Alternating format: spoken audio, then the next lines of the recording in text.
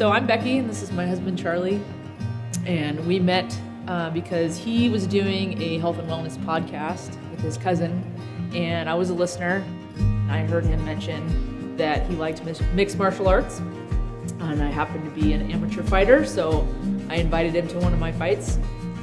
I remember asking on social media if, hey, anybody want to go to the range and go shooting? I like guns, I like shooting, she likes guns, so she was like, hey, I'm injured right now, but when I heal up a little bit more, we can do that. That was our first date, and then the rest is history. Becky and I got married August 7th of 2015, and beginning of January, we found out that she was pregnant. And we weren't trying to get pregnant, it was a big surprise. Fast forward about 2 or 3 months, I was heading to the gym, she was with her sister, and she calls me bawling her eyes out. I'm like, what's going on? She said, there's a problem with Max. We found out that he had a deletion in chromosome 16, and that can mean a lot of things, but for him it meant he was gonna have an irregular heart, and he had an issue with his bladder, and all of those things combined, they said it was not consistent with life, so. The doctor calls us in and wants to go over the options of what we should do about it. And they kept pushing termination. And I remember looking the doctor in the face, and I put my finger in his face and I said, we're not terminating my child, and I don't want to hear another word about it. I knew that that wasn't God's will, and that he was gonna do amazing things with my son who had a terminal diagnosis. And I kept praying, let a miracle happen, Lord, let my son live. The doctors and the nurses all in the hospital room were expecting him to come out stillborn. They laid him on her chest, and he opened his eyes and looked right at me. And I was like, oh my God, he's alive. He's alive. And then all of a sudden everybody starts rushing around and grabbing stuff, and he looked at me, and I just remember saying, hi buddy, I'm your dad.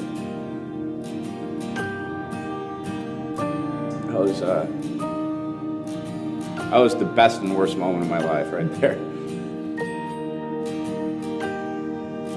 I don't remember feeling sad at all. I remember actually smiling. I just had this peace about me. I just remember holding him, and then after about 10 minutes, he just slipped away.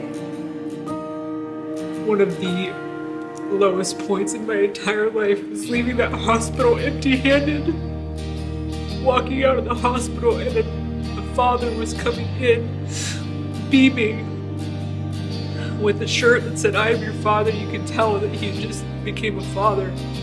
And we were going out the door without anybody. I kind of had a big issue with God at that point. We were healthy, we did everything right, as far as we were concerned. I was buried in grief, a lot of tears. There was a piece of my heart missing. After Max was born was when I was probably buried the most. Postpartum depression on top of losing your son was my hell. It was hard. Not getting to raise him, wishing I had sleepless nights, wishing I got to change dirty diapers.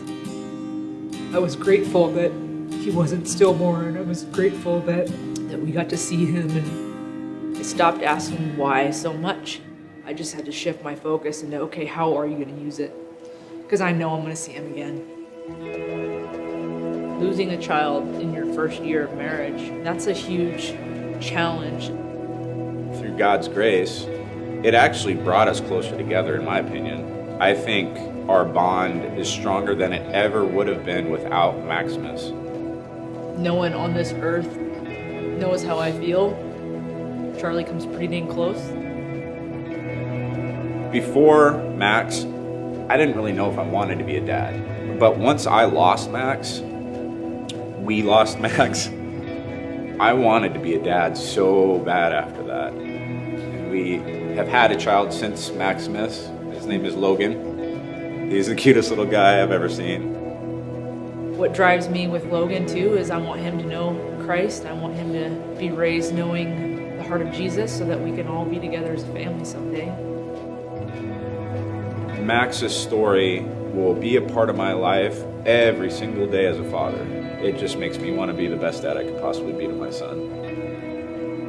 Because of what God has done for me in the past, I've been through hard things, and those hard things have turned into the best things in my life, including my marriage. The worst possible outcome of my life has brought so many amazing things from it. We wouldn't have Logan if we didn't have Max. That's true.